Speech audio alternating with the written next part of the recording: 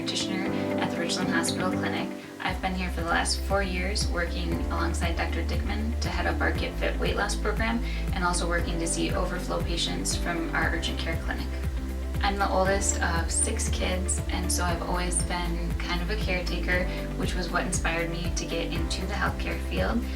I have spent the last 4 years as a nurse practitioner, and prior to that I spent 7 years as a registered nurse.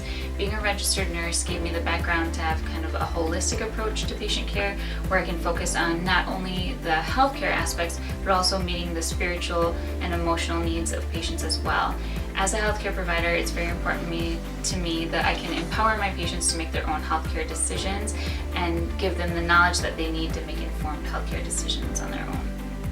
My patient care strategy has always been to try to be as personable and supportive as possible. One specific example of this is that unfortunately in the past I had to give a patient some bad news about a cancer diagnosis.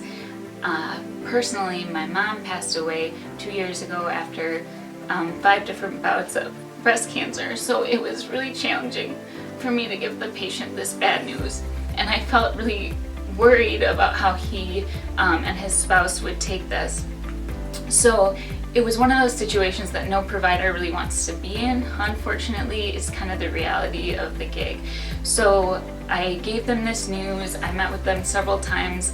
Although I'm not any type of oncology specialist, I was able to see them several times as they went through that journey, and unfortunately he did pass away.